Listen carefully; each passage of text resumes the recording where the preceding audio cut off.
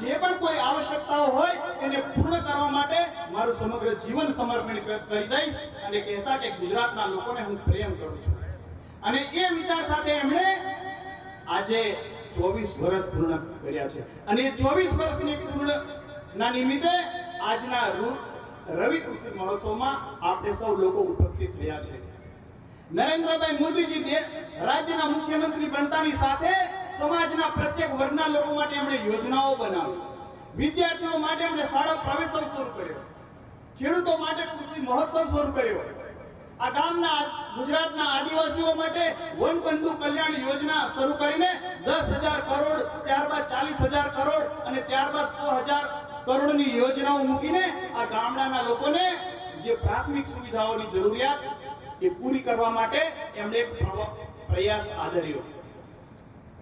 અને આપણે જાણીએ છીએ કે અહીં જે વડીલો બેઠા છે, 25 વર્ષનું ગુજરાત, આ 25 વર્ષનો છોટાઉદેપુર જિલ્લો અને 25 વર્ષ પહેલાના કવાંટના ગામડા ઉપર નજર કરીએ ત્યારે આપણે નજર કરતા આપણને ધ્યાનમાં આવે કે ગામની અંદર કોઈ બોરની વ્યવસ્થા ના હોય, કોઈ એકાદો હેન્ડપંપ હોય, પાણીની સુવિધા ના હોય, લાઇટની સુવિધા ના હોય, દિવસમાં 4 કે 5 કલાક લાઇટ આવે અને એ પણ 2-3 દિવસ આવે ને પછી લાઇટ ના આવે, આરોગ્યની કોઈ સુવિધાઓ ના હોય અને ખેડૂતોને કોઈ પૂછનારું ના હોય, એ પ્રકારની પરિસ્થિતિ હતી.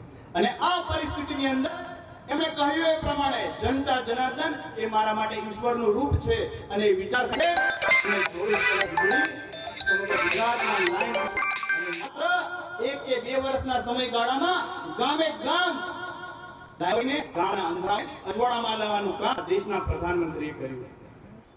ગામની અંદર જે લોકો કુવાઓમાંથી પાણી પીતા હતા, કોઈ વેરીમાંથી પાણી પીતા હતા, ગામમાં એકાદો હેન્ડપંપ હોય એની જગ્યાએ ગામે ગામ એમણે બોરની પાણીની સુવિધાઓ કરીને લોકો તરસતા હતા એ તરસ છીપાવવાનું કામ એ માનનીય મોદીએ કર્યું. પહેલાના સમયમાં કોઈ ખેડૂતના ઘરમાં કોઈ અતિવૃષ્ટિ કે વધારે વરસાદને વાવાઝોડાના કારણે ઘર પડી જાય, કોઈ પશુ મરી જાય, કોઈ વ્યક્તિ મૃત્યુ પામે ત્યારે કોઈ સરકારમાં પૂછવા વાળું હતું નહીં. માનનીય નરેન્દ્રભાઈ મોદી આવતાની સાથે કોઈનું મકાન પડી જાય, કોઈ મૃત્યુ થાય, આપણા ઢોર ઢાંકર મરી જાય ત્યારે આખું સરકારનું તંત્ર એમના ઘરે આવીને એમને લાખો રૂપિયાની સહાય આપીને એમના દુઃખમાં સુખ આપવાનું કામ આજ શ્રી નરેન્દ્રભાઈ મોદીજીના નેતૃત્વની સરકારમાં સારું કામ થયું છે. ત્યારે ગામડે ગામડે વનબંધુ કલ્યાણ યોજનાઓ દ્વારા કેટલાય લોકોને ટ્રેક્ટરો આપવામાં આવ્યા, ખેતીમાં તેના